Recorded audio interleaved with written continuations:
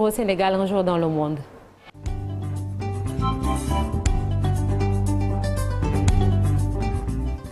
Tey jile mooy 8 février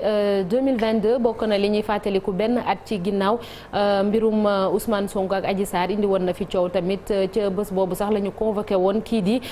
député Ousmane Sonko waaye demul woon wuyu ji mbir moomu ak yeneen yu xew 8 février ci ay at yu wute la ñuy seetaan ñu dellu si waat. juróom-ñetti fan ci weeru février atum 2019 Khalifa Ababacar Sall nangu nag fekk ji candidat Idrissa Seck ci ab déclaration mu fësal ko moom mi nekkoon maire bu Ndakaaru ni noppi na nag ngir nangu loxo bi ko candidat Idrissa Seck tàllal. waxtaan woowu aju woon ci diggante mbootaay réewi tugal yi ak réewi ACP yi mi ngi tàmbali woon juróom-ñetti fan ci weeru février atum 1999. barrage bu Ñanumba ak Diopkunda nekk ci vallée bu Anambé juróom-ñetti fan ci weeru février atum 1999 ci lañu leen daloo ci teewaayu président Abdou Diouf boobee barrage nag li ko tax a jóg rek mooy fexe nag ba gën a ñoŋal yorin wi jëm ci koom gi tukkee ci géej gi. Denis Sassou Nguesso mi ngi nekkoon njiitu réew bu république bu Congo juróom-ñetti fan ci weeru février atum 1979 mu toog fa ba atum 2021 at yu yàgg lool nag mu nekk ko ci bopp réew ma. tey nag dañuy taxaw ci juróom-ñetti fan ci weeru février atum 2021 ak plainte boobee ñu jébbaloon opposant politique bi di député Ousmane Sonko njiital Pastef les Patriotes mu aju nag ci mbirum mars ci fàttali moom Ousmane Sonko moomu moo jëloon ñetteelu place bi ci woteeg faluk njiitu réew bu Sénégal ñaar fukki fan ak ñeent ci weeru février atum 2019 convocation boobu section de recherche bu gendarmerie nationale woolu ko woon ci Ndakaaru ñu gisoon ni nag ay manifesté yu metti sax amoon na askan wa génnoon daanaka jàmmarlo bu tar doxoon seen diggante ak takk der ya. Maître Abdoulaye Tall yore kàddu Pastef di dellusiwaat ci événement yooyu. journée 8 février man ci li ma ko dundee gannaaw ba nga xamee ni la nga jiitu mooy le 3 wala le 4 amoon na benn plainte bu ñu fi annoncé woon na benn xale bu jigéen defoon na ko ma demoon ki nga xam ni moom lañ joxoñoon baaraam muy le président Ousmane Sonko nekk suñu frère de parti te gis ko waxtaan ak moom bañ waxtaan ak moom ba pare sunu xel dafa dal. si nañ comprendre en réalité diabolisation bi nga xam ni nos adversaires politiques amoon nañ ko vis-à-vis du président Ousmane Sonko vis-à-vis de Pastef loolu lekk moom moo doon continuer di wéy comme laal nañ fépp jàll laal jaare nañ ko si famille jàll jaare nañ ko si jaar jàll jaare nañ ko ci gëm-gëm jàll léegi nag dañ koy jéem a jaarale ci li nga xam ne moom lañ tuddee des mœurs loolu nag dem na ba jur ñu tuumal ko ci loo xam dara du ci dëgg xam nañu complot la mais li ma si gën a nag marqué ci journée boobu mooy taxawaay bi nga xam ne peuple sénégalais am na ko rawatina la jeunesse ba ñëwee taxaw ne faagaagal Ousmane Sonko mooy faagaagal démocratie parce que ñëpp xam nañ ni conquête bu Ousmane Sonko nekk en terme de vitalité de notre démocratie boobu conquête bu am solo la taxaw na ko si jikko ju rafet taxaw na ko si am fulla ak fayda taxaw na ko ci fit taxaw na ko ci leneen ak yeneen pour rek Sénégal jëm kanam loolu nag moo tax nga xamee ni mbir mi yëngatu na ñun tamit ñu am ci taxawaay boo xam te ni tamit moo war a nekk suñu taxawaay te dafa war a am solo moo nekkoon ñu fës si booram fës si kanamam ak ci ginnaawam ak ci ay côté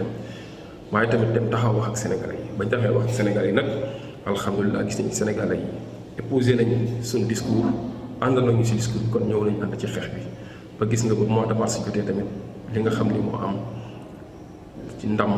parce que démocratie moo am ndam sujet Sénégal moo am ndam.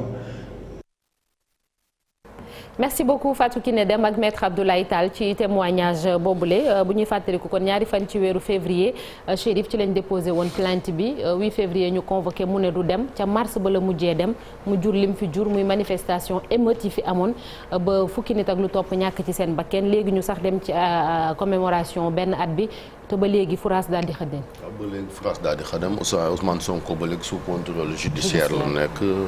ndéem si yàlla juge Samba Sall moo ko defoon loolu. wax nga ko parce que li taxoon mu ne woon du dem mooy moom def na woon député la waaw mu daal di invoquer immunité parlementaire donc il fallait que assemblée nationale lever immunité parlementaire am. après sëriñam aussi dem wax ak moom. ci la jël décision. oui ci mois de mars bi pour dem wuy ji muy débat boo xamante ne jëloon na fi coow fii ci Sénégal. mais ba léegi comme ni nga ko waxee y a eu des victimes 14 lañ wax ba léegi ñoom it ñi ngi xaar à l'époque gouvernement bañ ci génnee.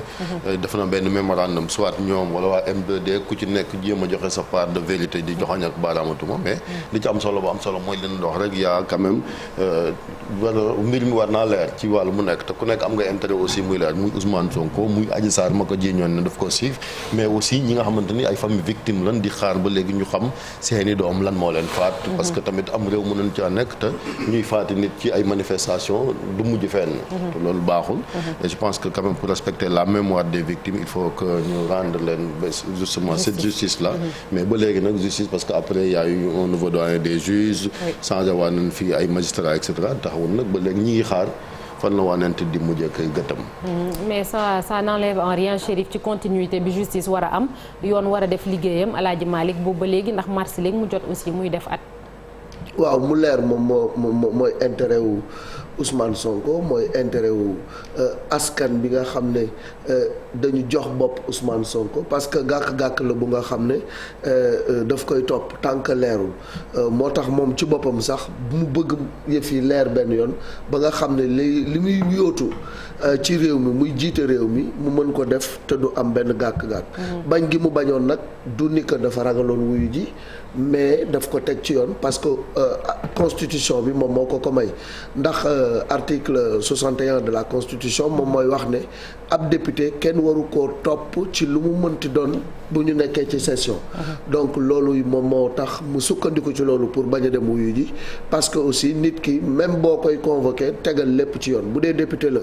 jarul yàkkamti da ngay topp yoon bi ba assemblée nationale teggi mbaraanu kiirlaayam nga soog ko mën a topp je pense que loolu la ñu def ci biyaay ak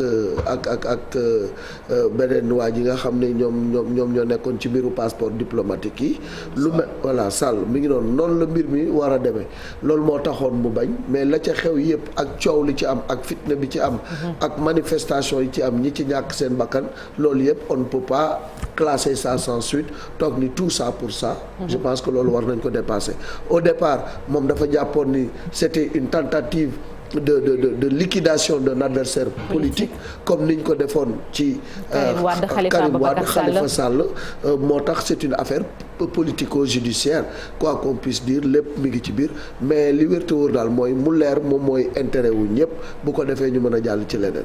Marcel ni ko Alaaji Malick waxee on ne peut pas dissocier l'aspect judiciaire à l'aspect politique ci mbir mi xew nii ak Ousmane Sonko de toute façon il a toujours clamé ñi ànd ak moom tamit yàgg nañ koo naqarlu nee nañ. waaw bon ça c'est loolu ay propos la après loolu tamit enquête je sais pas si l'enquête pourra déterminer si. bien vrai que yoon moom yàgg naa wax ni moom yoonam nekkul ci politiciens yi li ñuy doxalee et tout. voilà donc de façon officielle mënuñ ci